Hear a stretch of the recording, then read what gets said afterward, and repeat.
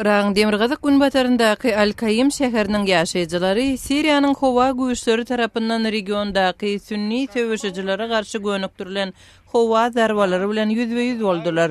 Irağın hökümeti Siriýa tarapyndan edilen hüjümüň Irak Islam Döwleti we Levant atly toporyň yerleşýän ýerine gönüktirilenligini aýtdy. Irağın Demirgazyk günbatar tarapynda yerleşýän bu giňişlige Al-Kaida bilen bagly ýaragly sünni toporlar gözegçilik edýär. Sarayevada Avstro-Vengriýa imperiýasynyň bolan döwrüne mahsus geyimleriň moda sahnasy görkezildi.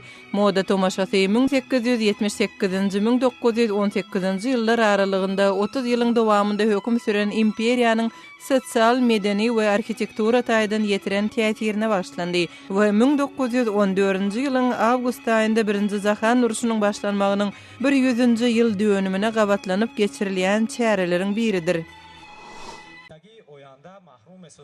Täjikistanyň paýtagty Duşanbede hökümet we halkara guramalary neşekeşlik howpy barada bilimi ýaýwanlandyrmak boýunça çäre geçirdiler. Aýdymçylaryň, lukmanlaryň we jemgyýetde tanymal adamlaryň gatnaşmagyndaky çäre neşe garşy halkara gününe gabatlanyp geçirildi.